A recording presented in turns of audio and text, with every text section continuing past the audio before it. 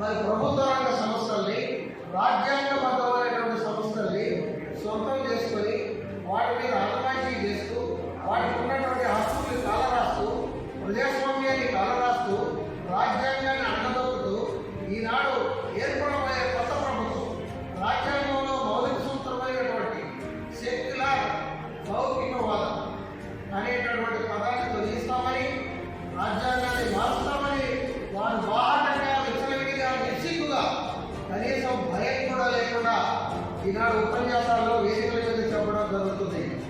వారికి ఒకటే హెచ్చరిక: రాజ్యాంగాన్ని ముట్టుకుంటే కాలిపోతారు ఈ దేశంలో. రాజ్యాంగం ఈ దేశంలో ఉన్నటువంటి ఎస్సీ, ఎస్టీ, బీసీ మైనారిటీలకి కావాల్సినటువంటి సర్వ హక్కులు ఇచ్చింది.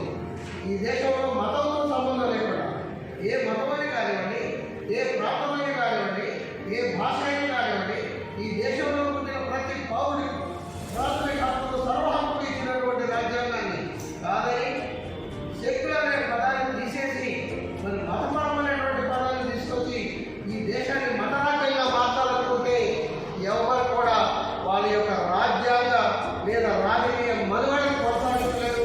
అదేవిధంగా ప్రజలకు తెలియపరచాలనే ఉద్దేశంతో ఇక్కడ మేధావులైనటువంటి ఉస్మానియా యూనివర్సిటీ ప్రొఫెసర్స్ కూడా మేము పిలిచాం.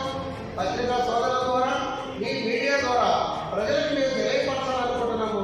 దయచేసి ఈనాడు భారతదేశంలో ప్రజాస్వామ్యం రాజ్యాంగం ప్రమాదంలో ఉంది. నిద్రపోవడానికి వీలేదు. మేధావులు మౌనం వహిస్తే మూర్ఖులు రాజ్యం వెళ్తారు. ప్రస్తుతం అదే జరుగుతుంది. విద్యావంతులు, మేధావులు, ప్రజలు, పాత్రికేయులు, వామపక్షాలు, లౌకికవాద శక్తులు ఈనాడు భారతదేశంలో మమేకం కావాలి, విజృంభించాలి. రాజ్యాంగాన్ని మార్చేటటువంటి ప్రక్రియను మనం అడ్డుకోవాలి.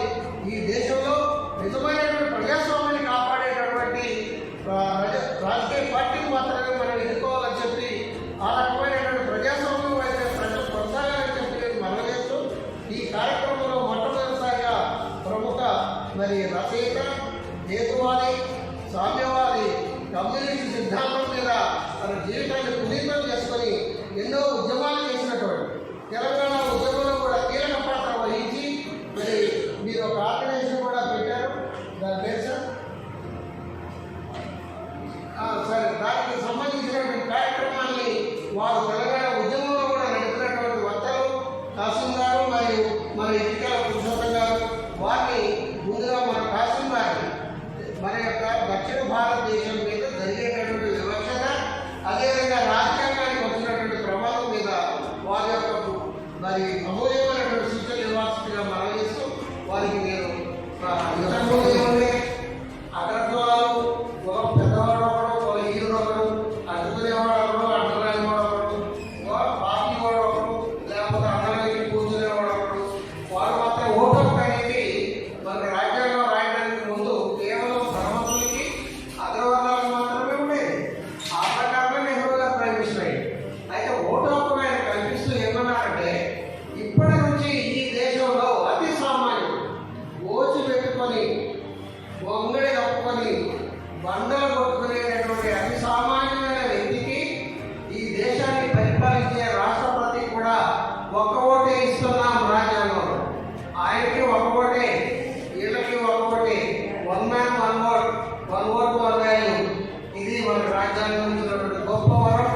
దాన్ని మనం ఆశ్రయంగా తీసుకొని రాజ్యాంగం ఇచ్చిన ప్రాథమిక హక్కులు తీసుకొని ప్రజల్లోకి వెళ్ళాలి. ఈ యొక్క ఎన్నికలు భారతదేశం యొక్క రాజ్యాంగాన్ని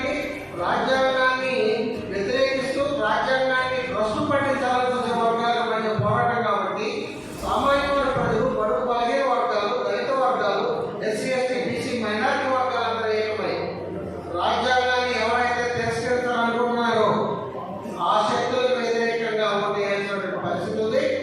దానికి దేశంలో ఉన్నటువంటి వామపక్షాలు, ప్రజాతంత్ర శక్తులు, మేధావులు, విద్యార్థులు అందరూ కూడా కలిసికట్టుగా ఈ దేశ రాజ్యాంగాన్ని వ్యతిరేకించే శక్తులు ఓడించాలని చెప్పి నేను మనవి చేస్తూ ఈ సభ ఇక్కడ